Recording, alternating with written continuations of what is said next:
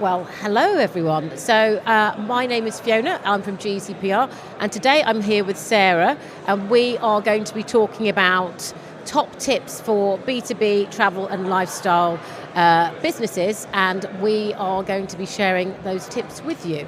So we are a specialist travel, lifestyle and B2B PR agency, and Sarah and I set up the business some 9 years ago. But before we go to the tips, I think it's a good chance to just do a little intro on both of us. So Sarah, over to you. So hi everybody, my name is Sarah Slord. I'm a company director at GEC PR with Fiona. And as Fiona said, we set the business up 9 years ago together. I've been working in PR for nearly 20 years now, working across travel and lifestyle brands with some B2B experience as well. Our offices are in London. We're a London-based business. We're a boutique agency.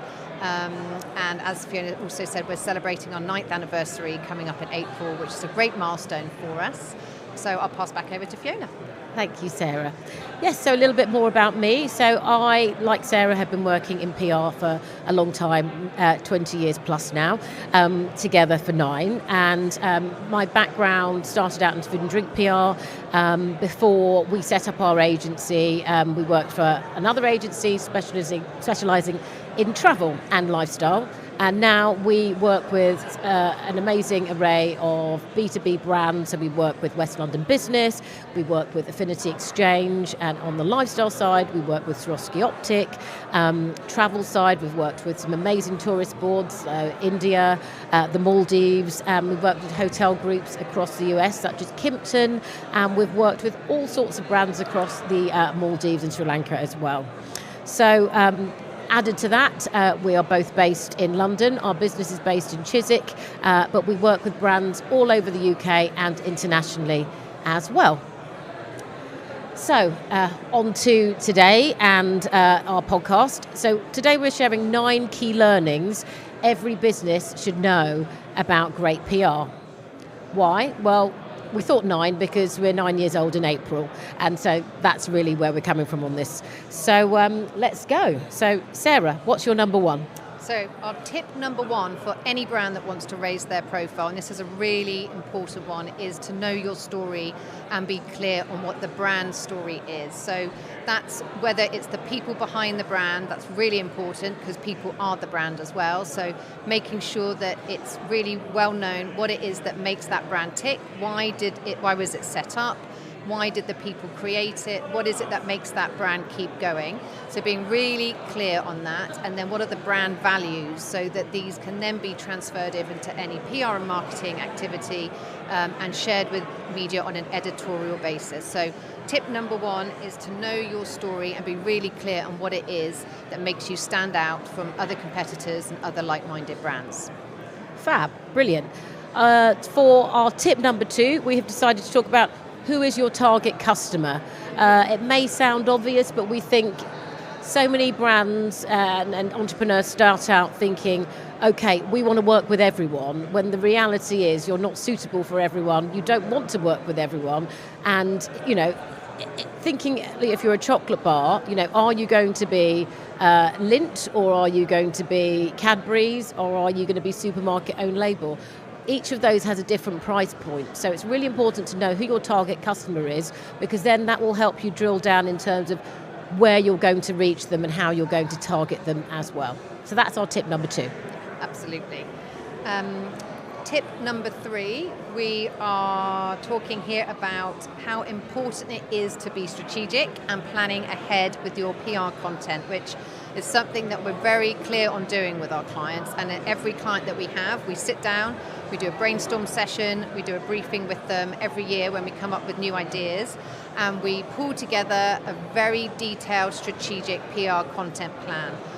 It's really important to set clear objectives on these PR plans and the content, because it just makes sure that you're going to have everything in there that's important to you as a company, to you as what's coming up with your news, any anniversaries, any milestones, news updates, content themes, and then this is pulled together for that year ahead. But of course things change, so you have to be flexible, you have to be able to pivot with these things. So it's good to have the plan in place, but also just understand that they have to be sometimes updated on a case-by-case basis, depending on what's going on in the industry. For example, travel at the moment, things are changing a lot, so just making sure that we're keeping up to date with what's going on in the industry, and we change our clients' content aligned with what's going on. If it's lifestyle brands, exactly the same, and especially with B2B as well, making sure the client is aware of what's going on in that market, and then we will make sure the content is aligned with that. Fab, that's a really good point, Sarah.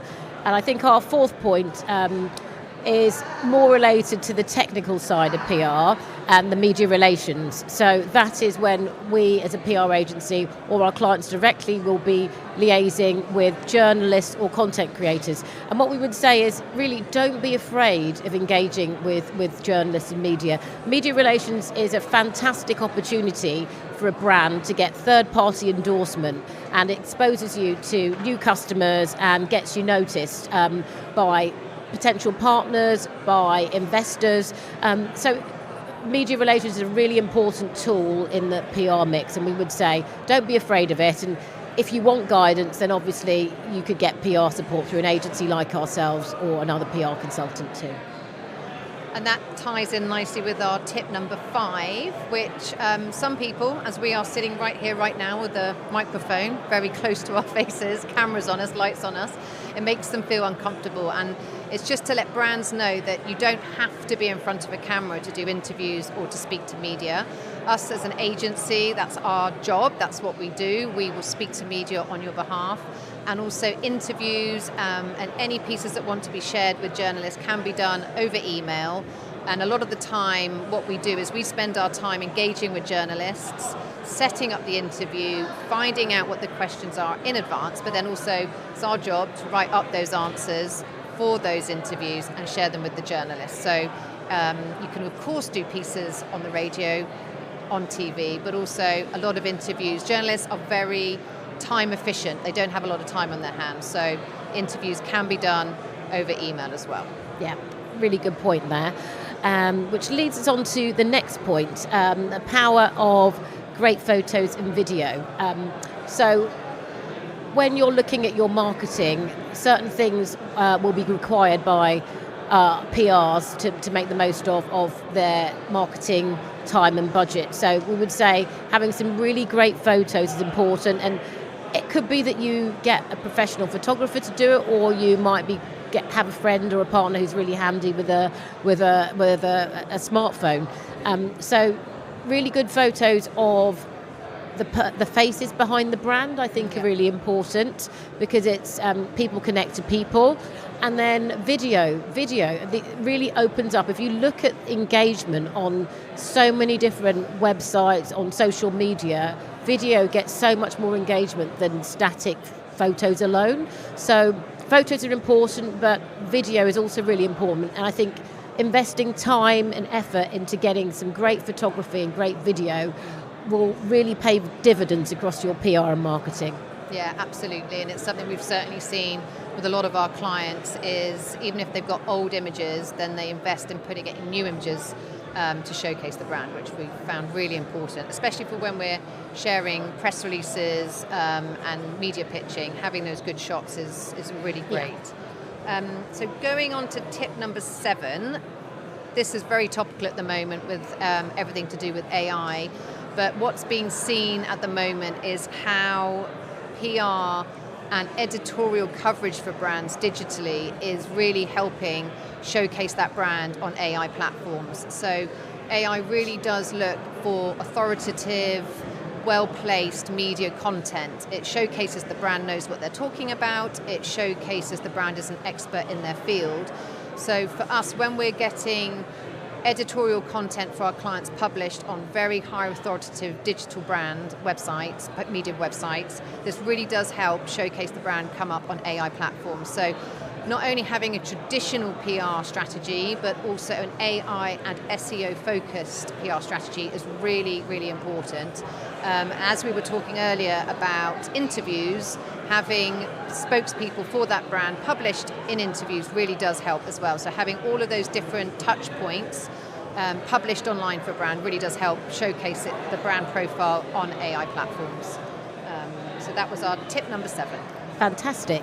On to tip number 8, partnership working. So a lot of the time brands that we start working with feel that they have to put all the effort in themselves, and we would say try and be smart about it and look for partners and partnership whereby other brands are looking to work with similar target customers to you. So then in that way you are not, you're saving in terms of time, effort and money as well, as you can share the marketing load with those as well. So that's our tip number 8. And then I've got the final one, tip number 9. This is something that we don't think a lot of brands are aware of or really feel like they have the time to do, because it can be quite you need to put a lot of time into this. But putting your brand forward for relevant awards is a really great way of getting really good recognition for the brand, but also positioning the brand as trusted, as good at what you do. And it could be a small business award. It doesn't have to be a big award. As long as you're just putting yourself forward for a relevant sector, that really does help. And that's something that we do on behalf of our clients. They can be a B2B brand, a lifestyle brand, a travel brand. There are so many awards out there. And it's just understanding which awards to go for and having the time to put forward those submissions, because those do take a lot of time. But that is something that we do. And then when you win that award, just making sure that that is published across all of your website, your blog, your social media, putting it at the bottom of your email signature, especially putting it on LinkedIn, which is a really, really important platform for businesses to raise their profile. So tip number 9 is look into award opportunities and just go for them. Fantastic. So they are our 9 top tips for how businesses can really engage with great PR. So we hope you found that useful. Just to recap, my name is Fiona, this is Sarah, we are GEC PR, and if you'd like to find out some more about these tips or learn more about PR and marketing, then please do reach out to us. You can contact us on email. Our email is info@gecpr.co.uk, and we have a wonderful website, www.gecpr.co.uk, with lots of information about the brands we work with, customers who like working with us, look at our client testimonials, and lots of the news about our clients and our business as well. So thank you for listening to us today. Thank you very much. Bye.